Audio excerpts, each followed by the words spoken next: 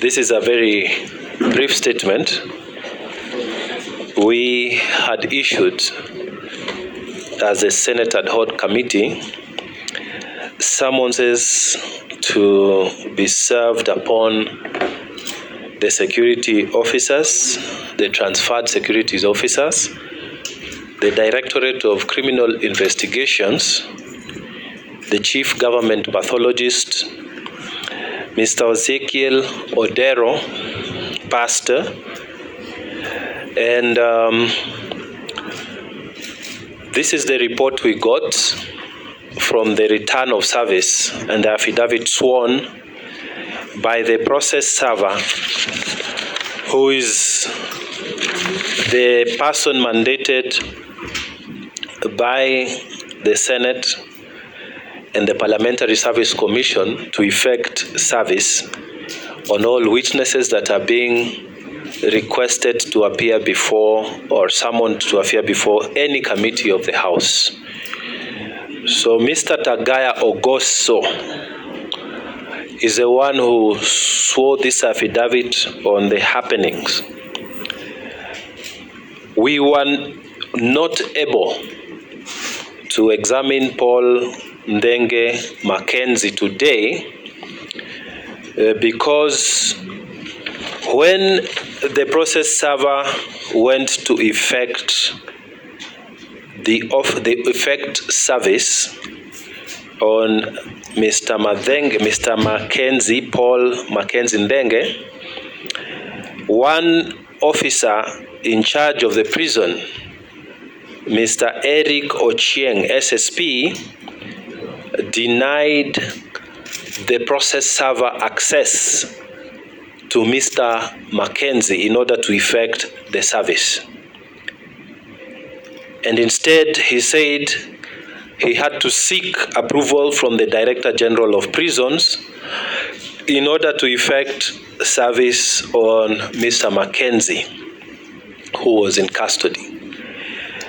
Now, we want to direct a warning as the Senate committee that we are directing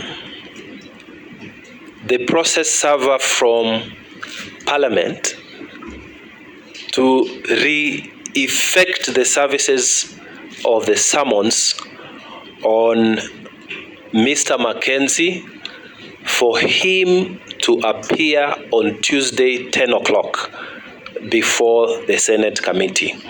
And we are giving a warning to the officer in charge of the prison, Mr. Eric Ochieng, SSP, that should he obstruct the service of the summons on Mr. Mackenzie as directed by this committee, it is not the Director General of the prisons who will be committing an offense, but it is him who will be committing the offense of obstructing effective justice.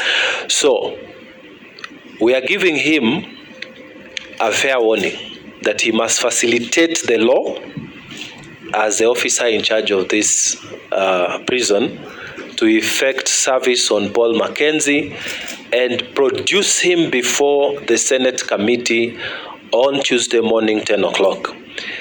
We are not doing this because we want to do this, but because over 400 people are dead and we must get to the bottom of it.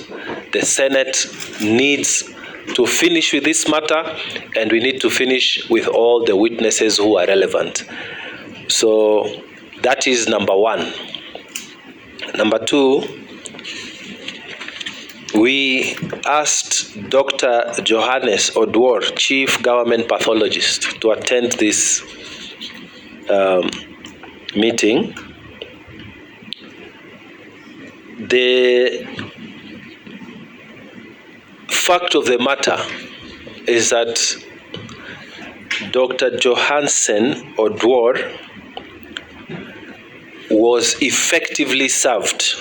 Unlike Mackenzie, he was effectively served through his mobile number this is recognized under the law of this country. You can be served through your mobile number, but you can also be served by the summonses being left in your place of work. Dr. Johansen, according to this return of service, was effectively evading the summonses being served upon him. And even when he was served electronically, he has not presented himself. It is the view of the committee that Dr. Johansen, for the last 3 times that he has been summoned, and this is the 3rd time, he has effectively been evading to come before this committee. And this committee is doing work on behalf of the people of Kenya.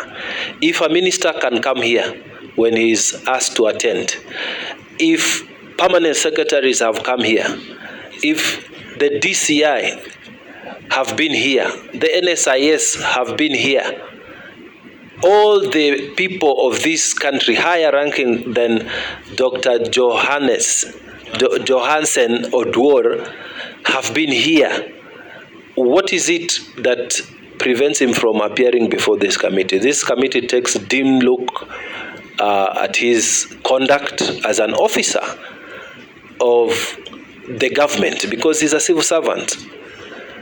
And the decision we have taken is that we have given a fine of 500,000, which is the maximum allowable fine under the law that committee can give. So we are punishing him for his behavior. We are ordering that he pays 500,000 shillings. We are also, in exercise of the law, the powers given to us under the law, asking that he will be arrested and be brought before the committee on the 10 a.m. in the morning, Tuesday next week, 10 a.m. in the morning, for purposes of responding to the summons and answering the questions on behalf of the people of Kenya. This Senate exercises those powers.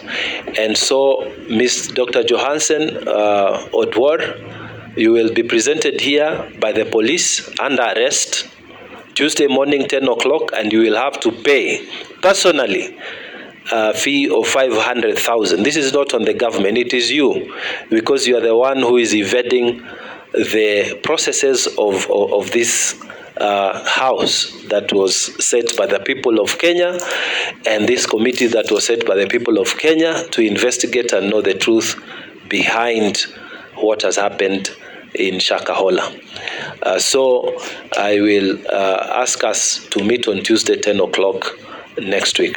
Yeah, unless there are any other questions, we want to end it there. More Radio, 88.2 FM. We are in charge.